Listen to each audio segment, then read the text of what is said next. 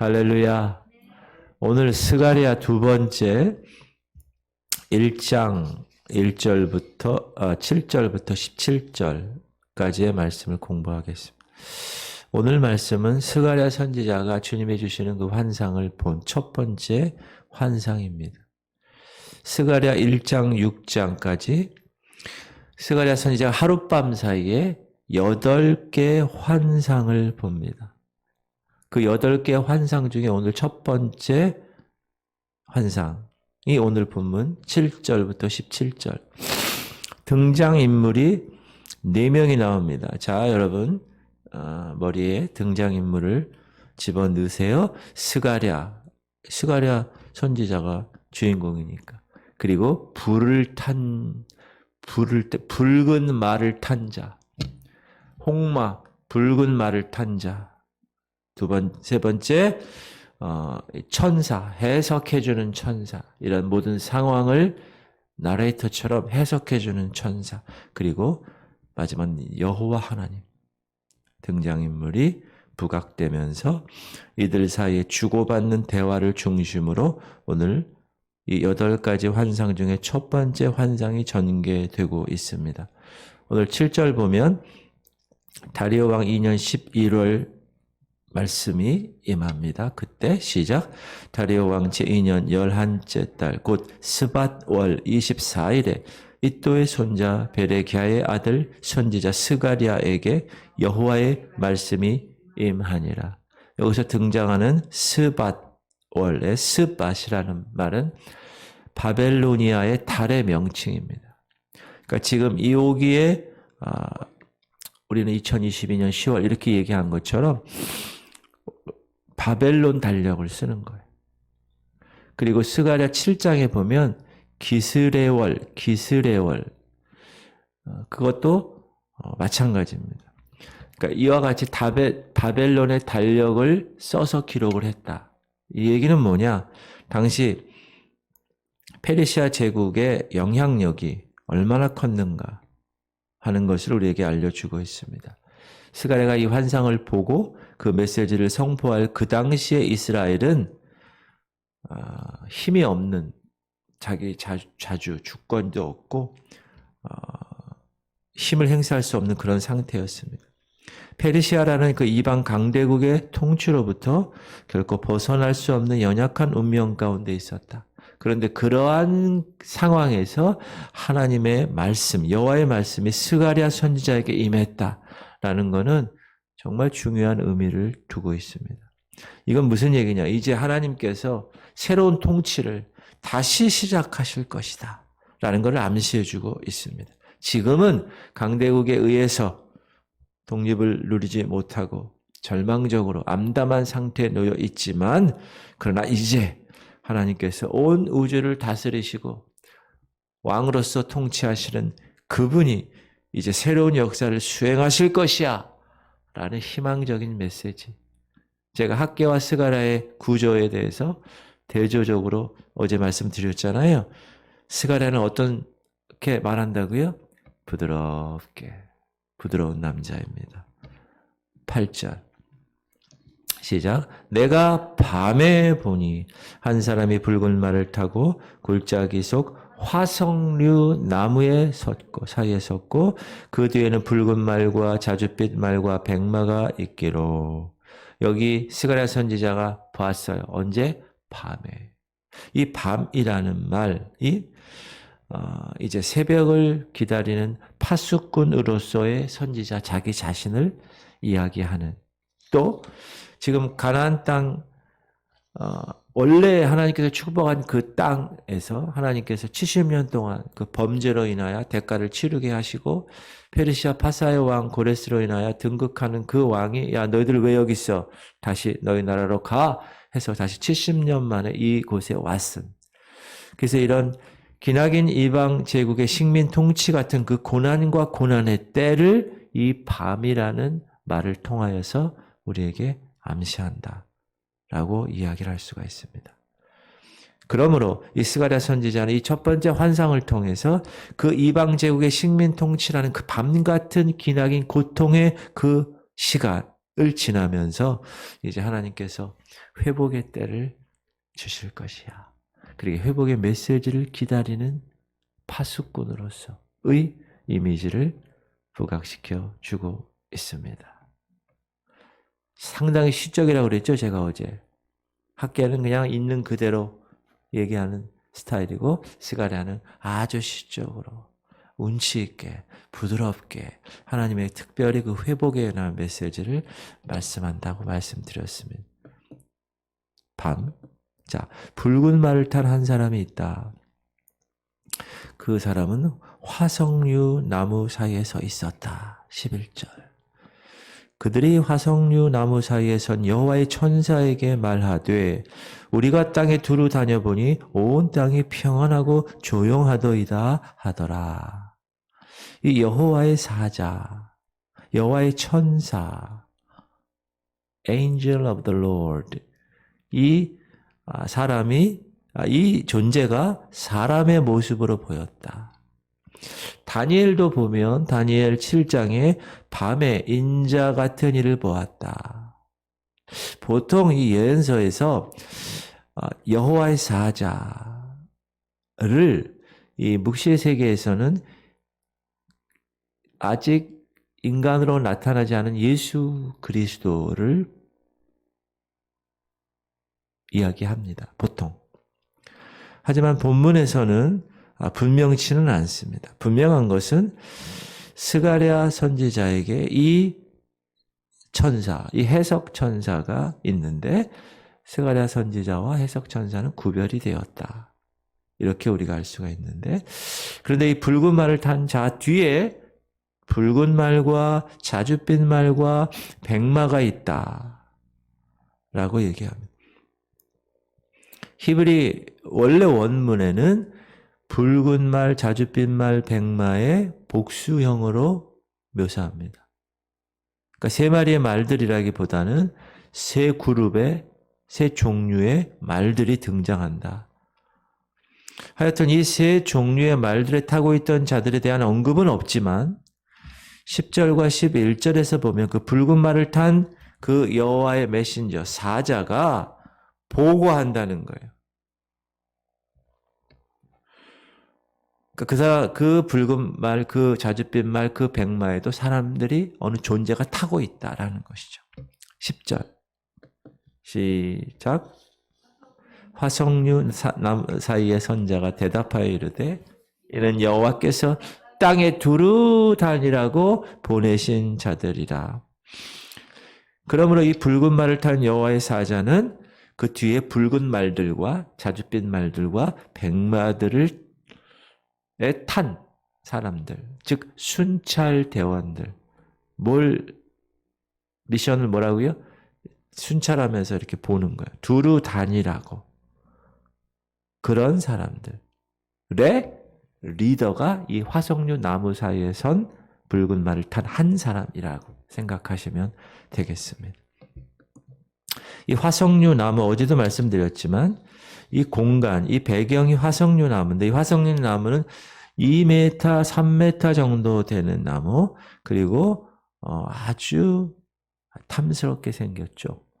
하얀 색깔 혹은 빨간 색깔의 꽃을 피우는 식물인데 이사야서에 보면 이 골짜기의 샘과 화석류라는 표현이 등장하는데 그 화석류는 무엇을 상징하느냐? 이스라엘의 구원, 새 에덴의 회복 이런 것과 밀접한 연관성을 지니고 있다는 거예요. 이사야서를 한번 보면 너희는 기쁨으로 나아가며 평안히 인도함을 받을 것이요 산들과 언덕들이 너희 앞에서 노래를 발하고 들의 모든 나무가 손뼉을 칠 것이며 잣나무는 가시나무를 대신하여 나며 화석류는 찔레를 대신하여 날 것이라. 이것이 여호와의 기념이 되며 영영한 표징이 되어 끊어지지 아니하리라. 그래서 이 말씀을 보면 화석류는 하나님께서 포로된 이스라엘 백성들을 예루살렘에 다시 인도하시고 다시 그 성전을 재건하시고 그리고 온 우주에 대한 하나님의 그 통치권을 수행하실 그날을 회복을 상징한다. 그날의 회복. 우리가 여러분 주님 오실 그날. 주님 오실 그날은 초림에는 구원을 위한 날이지만 다시 오실 재림의 그날은 심판의 날입니다. 그날을 상징. 근데 그 심판의 날에 알곡 성도되고 신부 성도된 존재된 분들은 기쁨의 날이 되지만 그렇지 않은 자들은 심판의 날, 두려움의 날이죠. The wrath of the day. 그날의 분노와 진노가 있는 날입니다. 그러므로 이 화석류가 등장하는 오늘 스가랴의 첫 번째 환상은 하나님께서 성전을 통하여서 재건하는 그 성전을 통하여서 이스라엘의 회복. 성전이 뭐죠? 하나님의 임재입니다. 성전은 equal 하나님의 임재래. 이 성전도 마찬가지. 여러분 성전도 마찬가지고 하나님의 임재가 없다. 그 성전이 될 수가 없습니다. 그렇게 이 화석류라는 이 나무가 상징을 하고 있다. 그리고 본문에 보면 여러 종류의 말이 등장하는데 말들이 그 의미가 뭘까? 그 9절에서 보면 이 스가랴가 이 해석해주는 천사에게 질문하죠. 내가 보는 환상에 대해서 9절 시작. 내가 말하 이건 스가랴예요. 내 주여 이들이 무엇이니까 하니 내게 말하는 천사가 내게 이르되 이들이 무엇인지 내가 내게 보이리라 하니. 그러니까 의미를 설명해 주기보다는 그냥 무엇인지 보여주겠다라고 얘기하면서 이들의 정체에 대해서 10절에 시작. 화석류 나무 사이에 선자가 대답하이르되 이는 여호와께서 땅에 두루 다니라고 보내신 자. 순찰하라고 감찰하라고. 이 두루 다닌다는 거는 이리저리 이동하는 거잖아요. 그러니까 여호와께서 땅에 두루 다니라고 보내신 자들. 하나님을 위해서 이 땅을 감시하거나 감독하는 역할. 여러분 가끔 새벽에 우리가 이렇게 차를 몰고 가면 경찰차가 딱 다녀. 그러면 좀 죄진 사람들은 뜨끔하죠. 어이구 이랬지. 신호 안 지킨 사람. 그러나 안 그런 사람들은 편안한 사람들은 야 오늘 이 새벽도 경찰이 이렇게 치안을 위해서 돌고 있네. 벌써 반응이 다르죠. 그런 패트롤 그런 거예요. 그런 거. 그 페르시아 제국의 기마 순찰대의 역할을 연상하시면 되겠습니다. 그런데 본문에 등장하는 이 순찰대는 하나님께서 보내심을 받은 순찰대, 여호와의 순찰대죠. 그러므로 본문은 여호와께서 온 세상의 통치자이고 왕이심을 강조하는 것.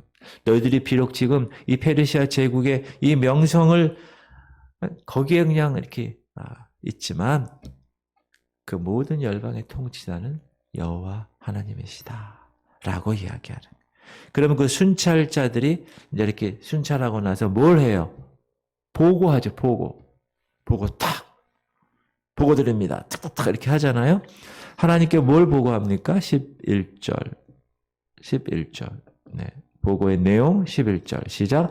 그들이 화석류 나무 사이에 선 여호와의 천사에게 말하되 우리가 땅에 두루 다녀보니 온 땅이 평안하고 조용하더이다 하더라. 보고 내용이 뭐예요? 온 땅이 평안하고 조용하다. 자, 스가랴 선지자는 제가 어제 말씀드렸지만 학계 선지자가 성전 재건한 지 5개월 후에 똑같이 성전을 재건하라고 선포하는 하나님의 선지자의 사명을 감당한다고 그랬는데 그런데 온 세상이 평온하다는 건 뭔가 문제가 있다는 거예요. 왜냐하면 우리가 어제 지난주에 학계서 공부할 때 시작 만군의 여호와가 이같이 말하노라 조금 있으면 내가 하늘과 땅과 바다와 육지를 진동시킬 것이요. 또한 모든 나라를 진동시킬 것이며 모든 나라의 보배가 이르리니 내가 이 성전의 영광이 충만하게 하리라. 만군의 여호와의 말이니라. 이렇게 얘기했거든요. 그런데 지금 5, 6개월 지난 상태에서 스가랴 선지자가 보니 온 땅이 평안하고 조용하더이다. 원래 성전이 다 되어져 가면 하늘과 땅이 진동하고 예루살렘에 징조가 있을 것이야. 근데 없는 거예요. 조용하다는 거예요. 아직도 세상은 강대국이 지배하고 있다는 거예요. 사랑하는 성도님들, 오늘날 우리가 이 세상 볼 때도 그렇지 않습니까? 하나님께서 천지 창조하시고 그 능력으로 온 우주 만물을 다스리시며 인간의 생사화복을 주장하신다고 우리는 믿고 있는데 어떻게 된 것인지 이 세상은 여전히 변함없이 든든히 세워져 가는 것처럼 보입니다. 흔들림이 없는 것처럼 보여요. 오늘 본문에도 12절 보면 천사들의 보고를 이 화석류 나무 사이에 서신 분이 보고를 받잖아요. 12절 시작.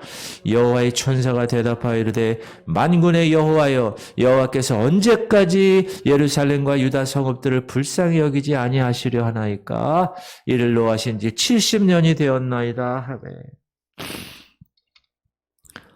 이 메신저가 하나님께 얘기하는 거예요. 다 보고 듣고 70년 포로 생활 돌아왔습니다. 성전도 지금 재건되었는데 하나님이시 언제 하늘과 땅이 진동하고 여호와 하나님을 사모하는 것이 예루살렘에 몰려올 것입니까?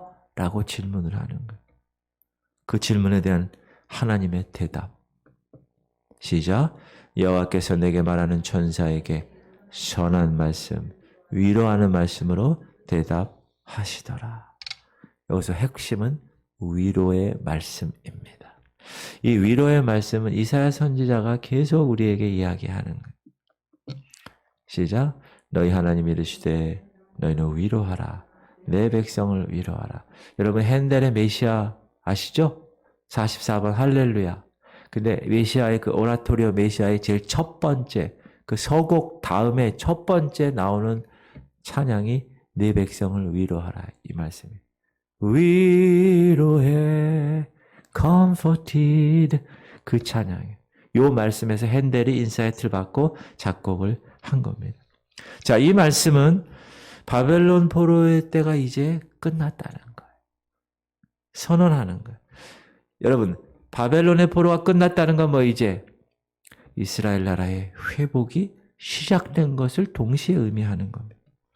그러므로 스가랴 선지자에게 하나님께서 이사야의 위로하라처럼 동일한 표현을 하고 있는 것은 이제 이스라엘 백성들을 위한 새로운 회복의 때가 곧 다가올 것을 암시하고 있습니다. 그리고 계속해서 응답의 말씀을 하십니다. 내게 말하는 천사가 내게 이르되 너는 외쳐 이르기를 만군의 여호와의 말씀에 내가 예루살렘을 위하여 시온을 위하여 크게 질투하며 아니란 여러 나라들 때문에 심히 진노하나니 나는 조금 노하였거늘 그들은 힘을 내어 고난을 더하였음이라. 여기 이 두 절에 두 개의 메시지가 있는데 외치라고 명령하면서 그 외치라는 그 명령은 뭡니까? 아까도 얘기했지만 바벨론의 포로의 생활을 종식하고 이제 이스라엘의 회복의 때를 알려주기 위한 그 두 가지 메시지 중에 첫 번째가 하나님이 질투하시기까지 열심이라는 거예요. 외쳐 이르는데 어떻게 외쳐 이르느냐? 아까도 읽었지만 내게 말하는 천사가 내게 이르되 너는 외쳐 이르기를 만군의 여호와의 말씀에 내가 예루살렘을 위하며 시온을 위하여 크게 질투하며 여기에 질투라는 이 히브리 원문은 두 가지 뜻입니다. 질투의 뜻과 열심이라는 뜻이에요. 열심.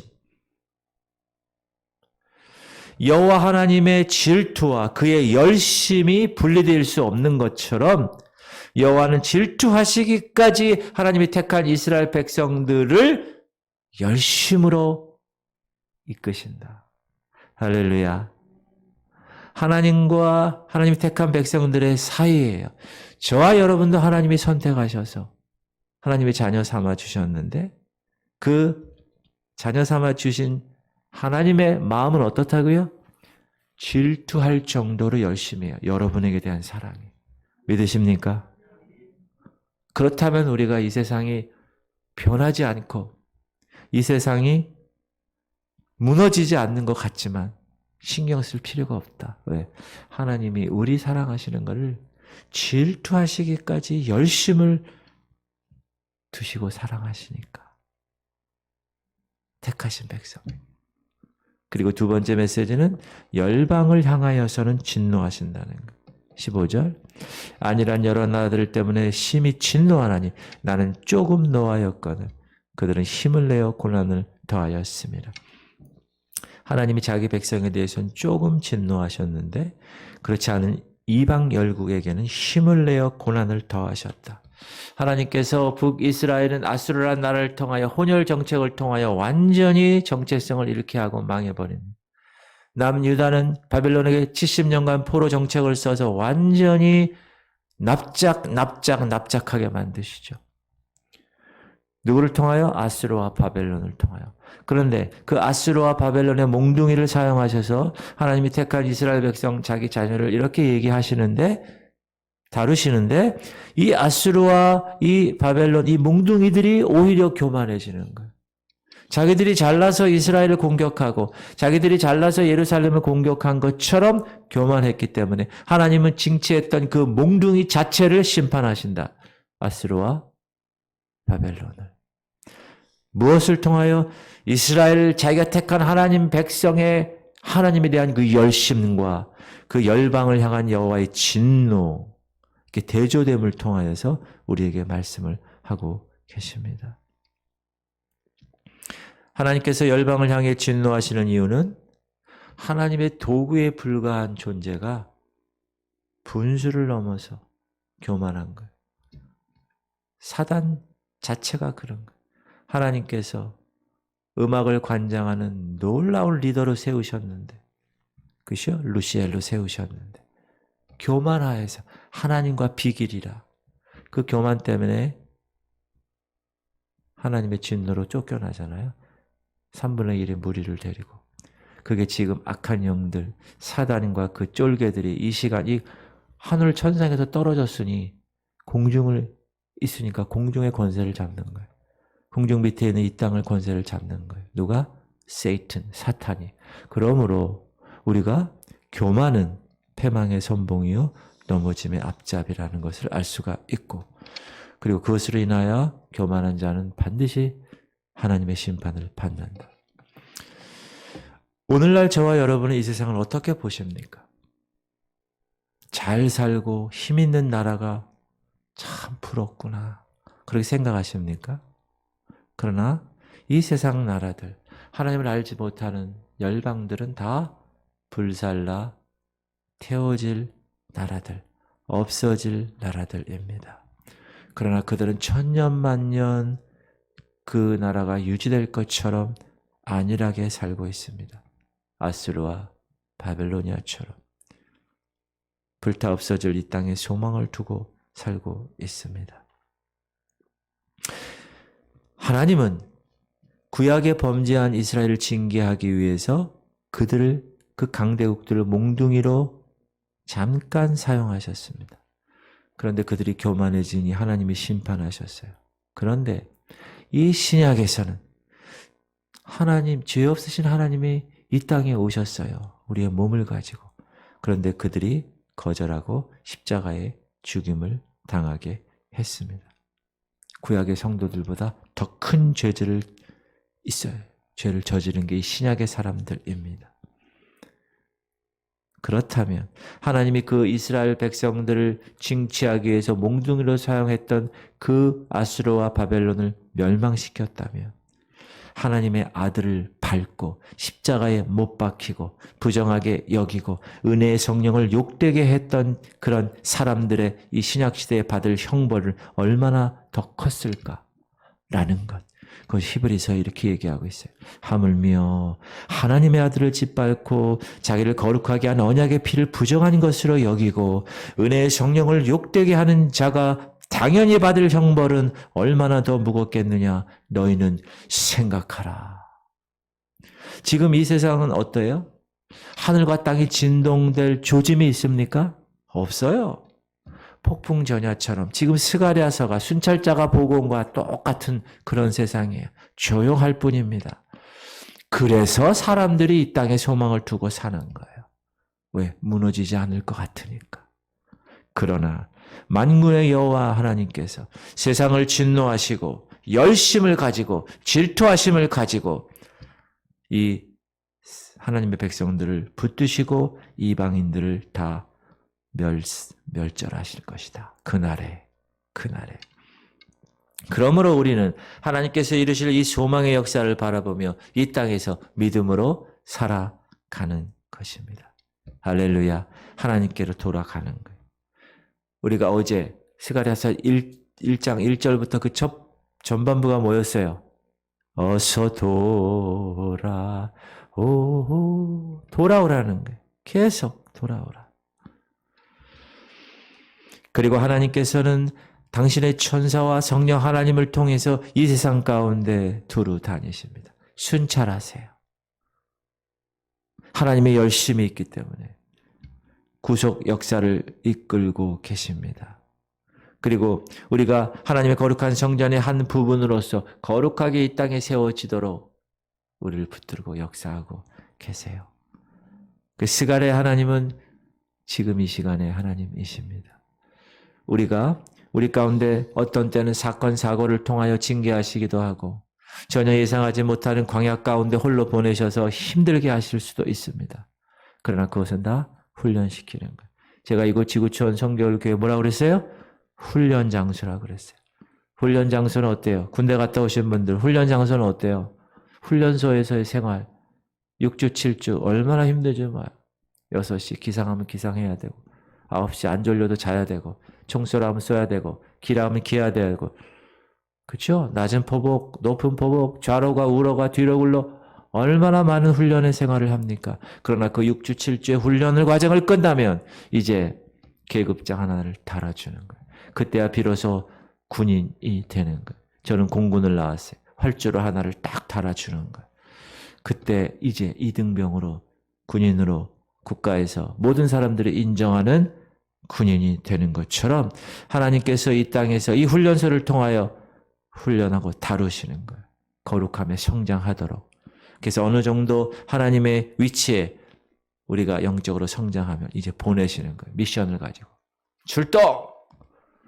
그럼 여러분은 그 출동한 그곳에 가서 하나님의 미션을 수행하시면 되는 거예요. 할렐루야. 그러므로 우리는 이 역사하시는 하나님의 이 섭리를 바라보면서 우리 삶 가운데 임재하시는 그 하나님의 임재를 인해서 항상 기뻐하고 즐거워하고 감사하고 그 뜻에 순종하는 여러분들 되어야 될 것입니다. 그렇죠?